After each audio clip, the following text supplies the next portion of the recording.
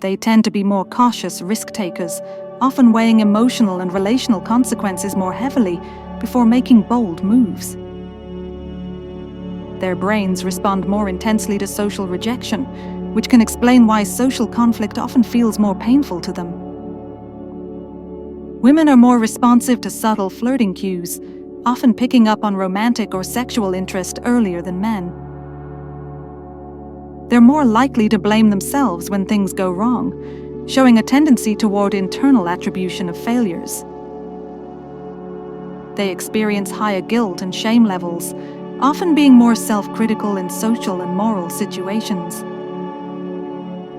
Women tend to apologize more frequently, even when not at fault, often to maintain social harmony. Women are more likely to seek social validation, placing higher importance on relationships and social approval, especially in adolescence.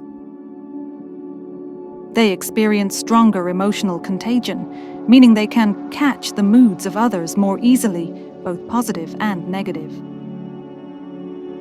They're more likely to suffer from perfectionism, setting unrealistically high standards for themselves, especially in appearance and achievement. They have stronger immune responses, which can help them fight infections better, but also makes them more prone to autoimmune diseases. Women are more sensitive to tone of voice, often picking up emotional nuances just from how something is said, not just the words. They are better at imagining emotional scenarios, making them more empathetic storytellers and listeners. Women's brains stay more active during rest, with more default mode network activity, meaning they often keep processing emotional or relational thoughts even when doing nothing. Women have better hearing for high-pitched sounds, which some researchers link to evolutionary roles in infant care. Women use both hemispheres of the brain in emotional processing, blending logic and feeling more fluidly than men on average.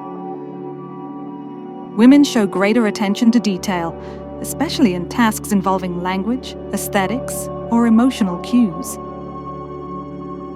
They have a more finely tuned sense of touch, with more nerve receptors in the skin, making them more sensitive to physical sensations. They are more vulnerable to seasonal mood changes, with higher rates of seasonal affective disorder compared to men.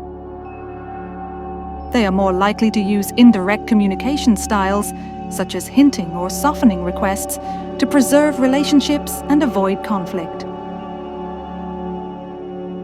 Women are more cooperative under pressure, often working together in crisis rather than competing for dominance.